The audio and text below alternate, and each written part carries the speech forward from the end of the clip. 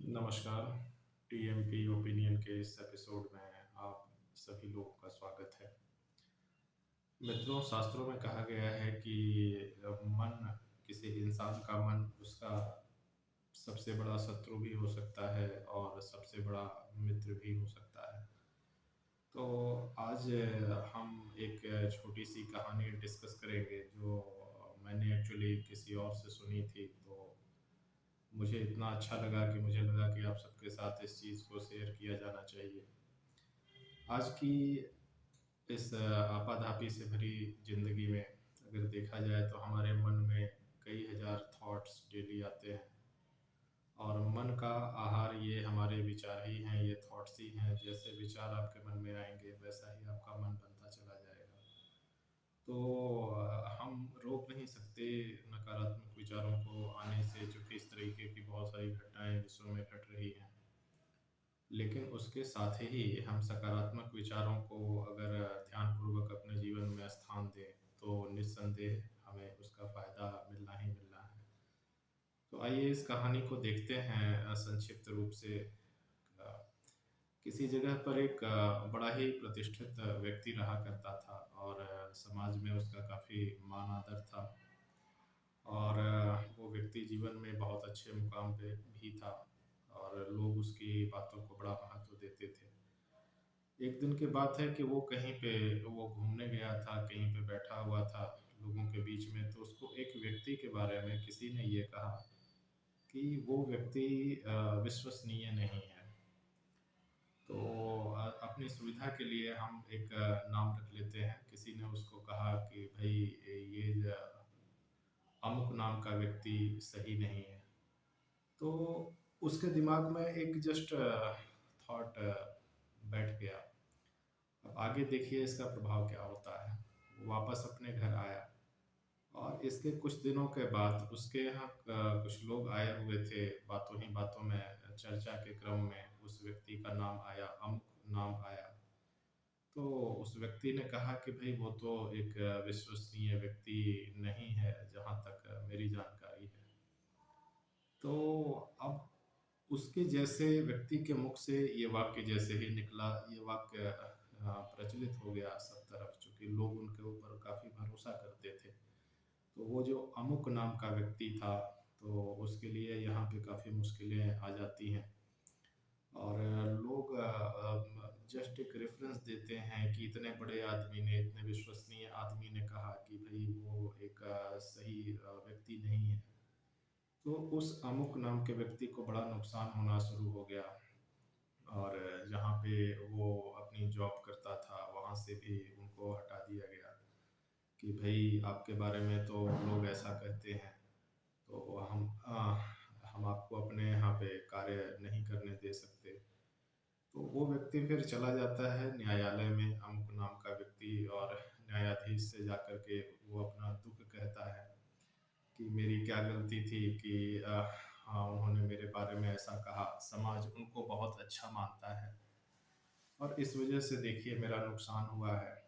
तो न्यायालय में उस प्रतिष्ठित व्यक्ति को बुलाया जाता है और न्यायाधीश उससे पूछते हैं कि अच्छा ये बताओ कि आपने ऐसा क्यों कहा?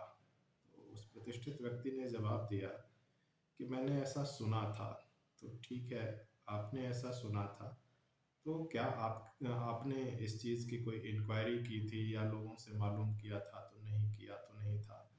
मैंने तो जस्ट अपना ओपिनियन दिया था, एक विचार दिया था और उस विचार से क्या होता है, तो I am not responsible for that, मेरी कोई जवाबदेही बनती नहीं। तो न्यायाधीश ने कहा कि आपकी बात बिल्कुल लॉजिकल है, ठीक है। आप ऐसा करो, आपने जो कुछ भी इनके बारे में कहा था, आप एक पेज पर लिख दीजिए।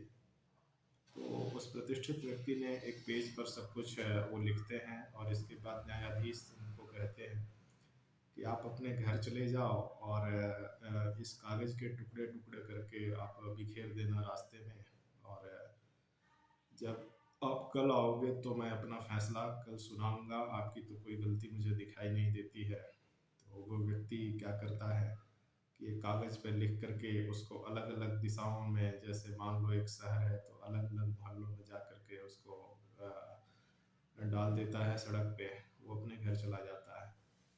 तो अगले दिन वो जब न्यायाधीश के पास आता है तो न्यायाधीश उससे कहते हैं कि आपने बिल्कुल सही कहा था कि आपका कोई इसमें दोष नहीं है। आप ऐसा करो कि आपने जो पेज फाड़ करके उसके टुकड़े-टुकड़े करके अलग-अलग जगहों पे जो फेंका था, आप उसको लेकर के वापस चले आओ। तो वापस चले आओ तो आपका कार्य जो है मैं मान लूँगा कि बिल्कुल आपने जो ओपिनियन दिया था, वो ओपिनियन अब वापस हो गया। तो वो प्रतिष्ठित व्यक्ति कहता है कि सर ये तो पॉसिबल नहीं है। तो अब उन टुकड़ों को मैं कहाँ ढूँढूँगा? वो तो हवा के झोंकों के साथ में पता नहीं कहाँ से कहाँ चले गए होंगे।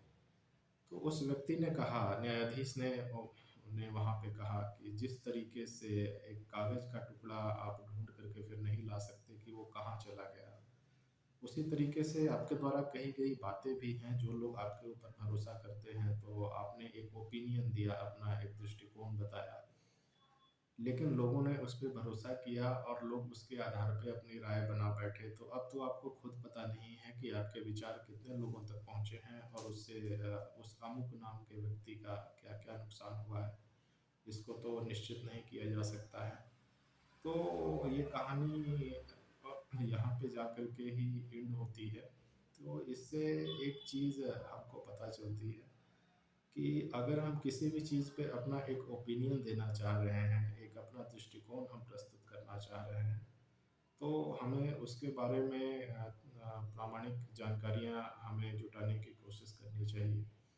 एक मैं ट्रेंड देखता हूँ यूट्यूब पे, ऑनलाइन प्लेटफ़ॉर्म्स पे कि चाणक्य नीति, भगवद गीता, अष्टावक्र गीता, योग वशिष्ठ, रामायण आदि ग्रंथों के आधार पे बहुत सारी चीज़ों को कहा जाता है कि ऐसा इस ग्रंथ में कहा गया, चाणक्य ने ऐसा कह दिया, तो वशिष्ठ जी ने ऐसा कह दिया। तो यहाँ पर हमें प्रामाणिकता की एक महसूस होता है कि अगर सोर्सेज़ का उल्लेख करते हुए कहा जाता कि रामायण के इस जगह पे, इस प्रसंग में ऐसा कहा गया है, या फिर चाणक्य नीति के इस अध्याय के इस सूत्र में ऐसा कहा गया है। तो यह एक बहुत अच्छी एक स्वस्थ परंपरा हो सकती है। इससे एक चीज़ है कि अगर कोई इस चीज़ को आगे जा कर के मान लीजिए कि जाँच करना चाहे कि ये कहा गया है, नहीं कहा गया है, बहुत ईज़ी वे में वो कह सकता है।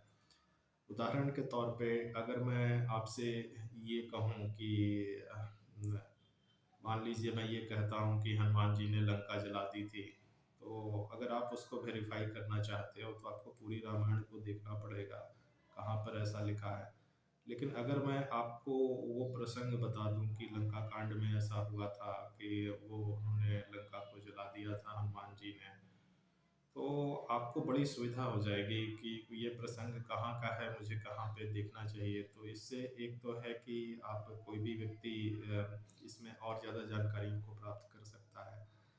और एक प्रामाणिकता हमारे ये जो हमारे वक्तव्य हैं, स्टेटमेंट्स हैं, उसमें ये चीज़ हमारी बढ़ेगी। जो कि हमारा रिसर्च ओरिएंटेड जो अप्रोच है वो बेसिकली यही है। जब भी देखिए रिसर्च होती है, शोध कार्य जब भी होता है किसी यूनिवर्सिटी में, किसी बड़े-बड़े संस्थानों में, तो वहाँ पे होता है कि अगर आप कोई भी स्टेटमेंट को कह रहे हैं, तो आपको वहाँ पे एक देना पड़ेगा कि किस परिप्रेक्ष्य में, क्या रेफ़रेंस है ऐसा। तो वो हमें परिपाटी मुझे लगता है कि हमारे जीवन में भी ये चीज़ उपयोगी है और विशेष तौर से जो हमारे प्रतिष्ठित धार्मिक ग्रंथ हैं, हर धर्म के पास कुछ न कुछ ऐसे ग्रंथ ज़रूर हैं जो कि पिछले सैकड़ों हज़ारों सालों से जिनकी प्रतिष्ठा काफ़ी ज़्यादा है। लोगों की श्रद्धा उनके ऊपर है। तो अगर हम किसी भी धर्म के, किसी भी महान ग्रंथ के बारे में अगर कोई बात कर रहे हैं, तो हमारे पास प्रामाणिकता का होना बेहद ज़रूरी है। हमको पता होना चाहिए, हमें खुद हमने अगर वो पढ़ा है, तब जाकर के हम उस पे कुछ कहने के अधिकारी बनते हैं। तो जैसे-जैसे हमारे देश में जागरूकता का लेवल बढ़ रहा है, मुझे लगता है कि आने वाले समय में ये चीज़ें और ज़्यादा इम्प्रूव होंगी, बेहतर होंगी। तो मैं उम्मीद करता हूँ कि आज की ये कहानी और ये जो मैसेज है बिल्कुल क्लियर है, आपको इससे कुछ न कुछ लाभ ज़रूर होगा, मेरा ऐसा मानना है। और इसी के साथ मैं इस चीज़ को यहीं पे विराम देता हूँ।